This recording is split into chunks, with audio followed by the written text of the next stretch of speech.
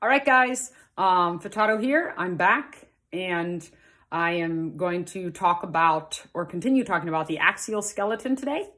And what we're going to be chatting about today is the thoracic cage and the vertebrae. So this is the end of the axial skeleton. Again, just like yesterday, you have pictures you have Google Docs that I've sent you that can be printed out, colored and labeled, or colored and labeled on Google. You don't have to turn those in. Those are for you to make sure that you're prepared for your labeling or identification quiz later on in the unit. So we're going to go over to my friend Herman. I have removed Herman's head.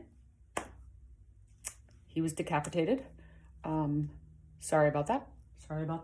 Don't worry, I'll replace it when I'm done. I'm working on my surgery skills. But I did that so that we can take a look at the vertebrae that are at the top and this special little strangulation bone right here. It's kind of difficult to see, but I'll move the camera around so you can see it. So let's start with the thoracic cage, okay? Thoracic cage, protective structure, protects your heart and your lungs. Diaphragm, muscle, it actually kind of like dips right across here, okay? And that separates what's up here from what's down here, your abdominal pelvic cavity from your thoracic cavity, okay?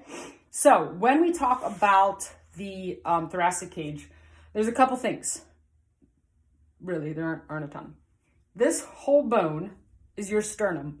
Makes sense because when we learned our regions, remember, this was the sternal region. However, the sternum is actually made up of 3 separate bones. This upper portion of the sternum is the manubrium. People pronounce that all different ways. This middle portion is the body, and this bottom portion is the xiphoid process. Now, the xiphoid process may sound familiar to those of you that have taken CPR classes, because normally, not normally, but sometimes the xiphoid process can be broken when you are giving someone compressions. When you're doing compressions, the xiphoid process can be broken just because there's nothing else attached to it, okay? So that's your sternum. And then all of your ribs, as you look at your thoracic cage, this picture and the picture that you are using, I'm going to move you guys a little bit. Actually, I'm just going to move Herman closer. I'll move Herman closer. Here we go.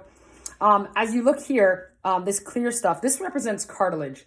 And the cartilage that's here is called costal cartilage. So there's costal cartilage between the ribs and the sternum. So let's talk about the ribs because they come in different groups. All right. So if we start up here, rib 1, which is kind of underneath the clavicle. It's the clavicle. 1, 2, 3, 4, 5, 6, 7. Ribs 1 through 7, this whole set here, these are called your true ribs. They're also referred to as your vertebrosternal. That makes sense. These things are logical. Vertebrosternal means they go from the vertebrae to the sternum. Vertebrosternal. 1, 2, 3, 4, 5, 6, 7. And they're called true ribs because each of them has their own true connection to the sternum. See, own connection, own connection, own connection, own connection, own connection, own connection, own connection. They all have their own individual connection to the sternum. Vertebrosternal, true ribs 1 through 7. That's on both sides, right and left. Right and left. Yeah, right, left. Okay. Then you have ribs 1, 2, 3, 4, 5, 6, 7, 8, 9, 10. I'm going to have him give himself a stretches. There we go. Yeah. Okay, perfect. All right. So, 1, 2, 3, 8, 9, 10, 11, and 12. This little guy back here. Hopefully you can see that. Okay. Well, 8, 9, 10, 11, and 12. These are all referred to as your false ribs. Okay. And you have these which are called vertebrochondral. Okay. Vertebrochondral. That's because they go from your vertebrae and they share this cartilage.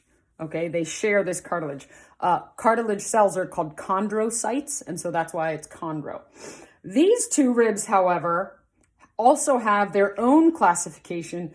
These are not only false ribs because they don't have their own individual cartilage attaching to the sternum, but these are also called floating ribs because they literally are floating. They are not attached to anything. These often break with a hit to the back because they don't have as much support or connection to the sternum, whether it be cartilage or not.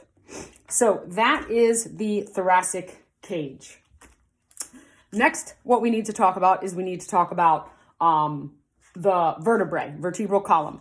And we're going to start by talking about something that actually isn't really a part of the vertebral column. It's not part of the thoracic cage. Oftentimes it's referred to as an accessory structure. And that is, if I turn them sideways, this bone right here, the hyoid. Okay. And I did put a picture of the hyoid on a model, on a skeleton, and on a person, because the hyoid bone is right above your larynx. So your larynx would sit below it. Okay. Now this bone, what's interesting about this bone, those of you that watch crime shows like I do, okay, lots of times when someone, when the coroner is, or the medical examiner, I should say, is talking about the manner of death, a lot of times if there's a broken hyoid, they will consider the manner of death to probably be strangulation, because oftentimes when strangulation occurs, this bone is broken. So that's kind of just a cool, nerdy cop show fact for you to know. So we're going to turn around so we can talk about all of the vertebrae. All right, I'm going to move them even closer. There we go.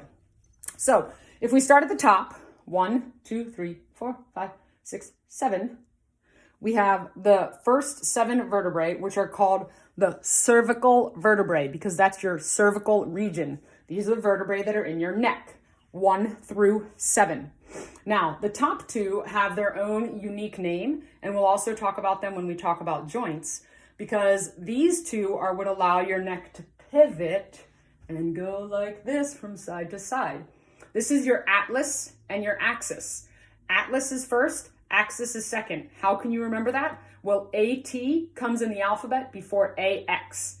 Atlas and then axis. They are C1 and C2 of your cervical vertebrae. So 1 through 7, cervical vertebrae. Then you have 1, 2, 3, 4, 5, 6, 7. Then you have 1, 2, 3, 4, 5, 6, 7, 8, 9, 10, 11, 12. Then you have T1 to T12. These are your thoracic vertebrae, which makes sense because they are what is behind your thoracic cage or your thoracic cavity. See, these things do make logical sense sometimes, okay? So those are your thoracic vertebrae. And then you have 12. Then you have 1, 2, 3, 4, 5, 1 through 5. I might have to back them up. 1 through 5. There you go. Back them up a little bit. 1 through 5. These are your lumbar vertebrae. So L1 to L5. Lumbar vertebrae. And then you have your sacrum, which I actually have one removed. Okay.